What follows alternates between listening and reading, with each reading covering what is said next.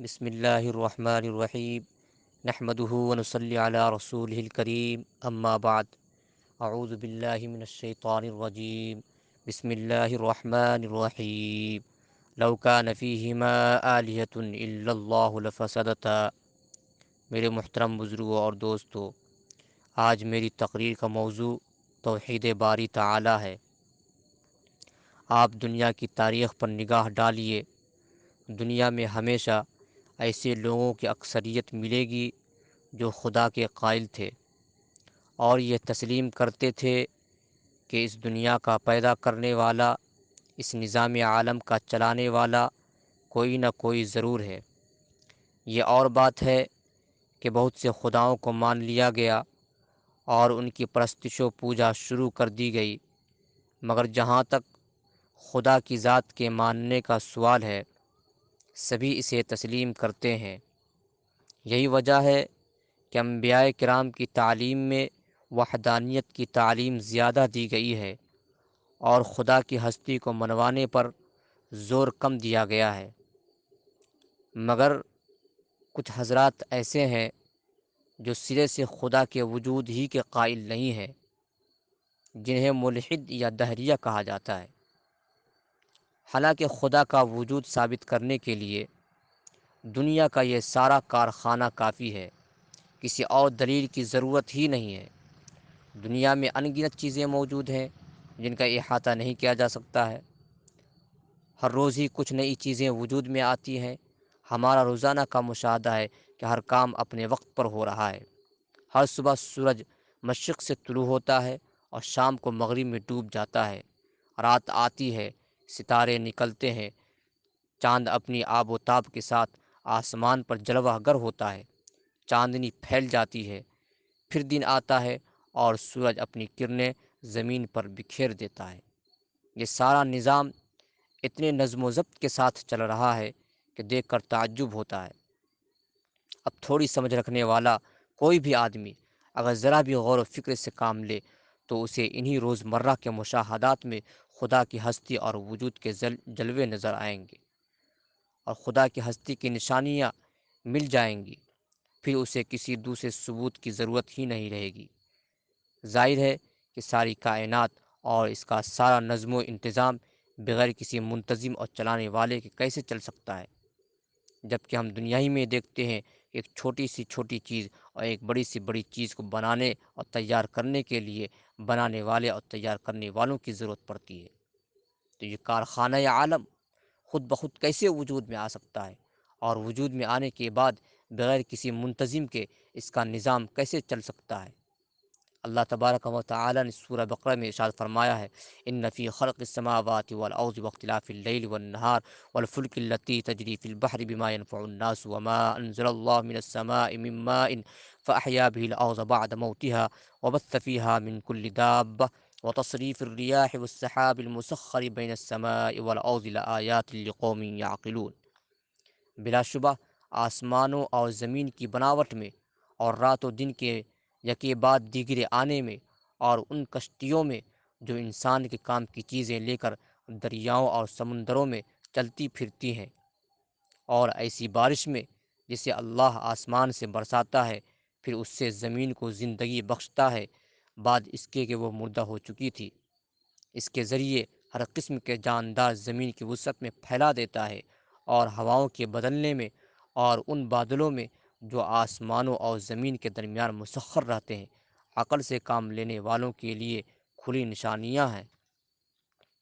حقیقت یہ ہے کہ چشم بینا کے لیے دنیا کی یہ نیرنگیاں اور قدرت کے اس کارخانہ میں خدا کی وجود کی نشانیاں بے شمار ہیں۔ انسان کی پوری زندگی، صبح و شام کا آنا جانا، رات و دن کا تغیر، سبھی سے خدا کی قدرت اور اس کے جلوے آشکار ہیں۔ لیکن کوئی اپنی آنکھیں موند لے تو سب کچھ ہوتے ہوئے بھی کچھ نظر نہیں آ سکتا۔ امام مالک رحمہ اللہ سے ایک بار پوچھا گیا کہ خدا کی ہستی پر آپ کے پاس کیا دلیل ہے؟ انہوں نے کہا، دنیا کے اندر مختلف قوموں اور فرقوں کا آباد ہونا، مختلف زبانوں اور مختلف بولیاں بولنے والوں کا پایا جانا، یہ خدا کی وجود کی دلیل ہے۔ امام شافعی رحمہ اللہ نے توت کے پتوں سے خدا کی ہستی کو ثابت کیا ہے۔ توت کا پتا جس کا رنگ، مزہ اور شکل و صورت سب ایک ہے، لیکن اسی کو اگر ریشم کا کیڑا کھاتا ہے تو ریشم بنتا ہے، اور شہد کی مکھی چوستی ہے تو شہد وجود میں آتا ہے۔ بکریاں اور گائے بیل کھائیں تو مینگنی اور گوبر بن جاتا ہے۔ ہرن اسی کو چرتے ہیں تو مشک بن جاتا ہے۔ چیز ایک ہے مگر مختلف حالات میں مختلف خصوصیات ظاہر ہو رہی ہیں۔ یہ کس کی کاریگری ہے؟ خدا کے علاوہ وہ کون ہستی ہے جس نے یہ خوبیاں اور صفات توت کے ایک معمولی پتے میں پیدا کر دی ہے؟ ایک مسلمان جب کلمہ طیبہ پڑھتا ہے تو وہ اس بات کا اقرار کرتا ہے کہ میں اس خدا کی عبادت اور پرستش کروں گا جو اکیلا ہے، جس کے سوا کوئی معبود نہیں، تنہا وہی معبود کے لائق ہے، اس کا کوئی شریک اور ساجی نہیں۔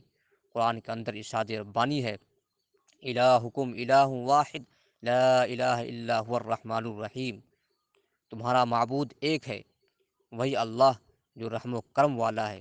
دوسری جگہ ارشاد ربانی ہے، لو کان فیہما آلہۃ الا اللہ لفسدتا، اگر آسمان و زمین میں اللہ کے علاوہ کئی اور معبود ہوتے تو یہ سارا نظام درہم برہم ہو جاتا۔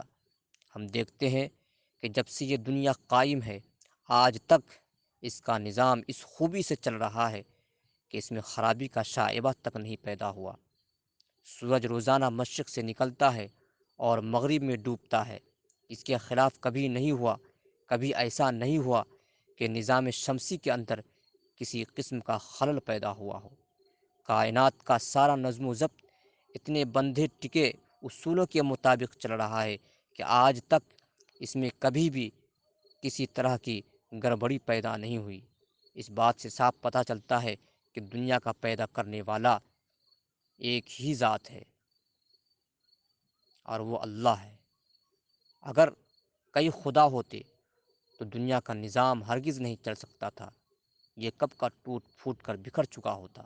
دنیا کے اندر ہی ہم دیکھتے ہیں کہ کسی ملک کے 2 صدر یا 2 وزیر اعظم نہیں ہوتے، کسی صوبے کے 2 گورنر یا 2 وزیر اعلیٰ نہیں ہوتے، کسی مدرسے کے 2 محتمم نہیں ہوتے۔ جب بھی اس قسم کی کوشش کی گئی تو نظام حکومت نہیں چل پایا، کیونکہ ہر ایک با اختیار ہوتا ہے، ہر ایک اپنا حکم چلانا چاہتا ہے، لہٰذا دونوں کے اختلاف کی وجہ سے سارا نظام بکھر کر رہ جاتا ہے۔ اگر دنیا کے اندر ایک سے زیادہ خدا ہوتے تو کبھی کوئی خدا کچھ اور چاہتا تو دوسرا اس کے برخلاف کچھ اور تیسرا کچھ اور۔ اس اختلاف کے نتیجے میں کائنات کا نظام درست نہیں رہ پاتا اور ساری کائنات ٹوٹ پھوٹ کر برباد ہو جاتی۔ لیکن ہمارا مشاہدہ ہے کہ جب سے دنیا وجود میں آئی ہے نظام کائنات بالکل بالکل درست اور ٹھیک طریقے پر چل رہا ہے، کبھی اس میں خرابی پیدا نہیں ہوئی۔ یہ اس بات کا واضح ثبوت ہے کہ خدا ایک ہے اور وہ اللہ کی ذات ہے۔ توحید کی امانت سینوں میں ہے ہمارے، توحید کی امانت سینوں میں ہے ہمارے، آسان نہیں مٹانا نام و نشاں ہمارا، وما توفیقی الا باللہ۔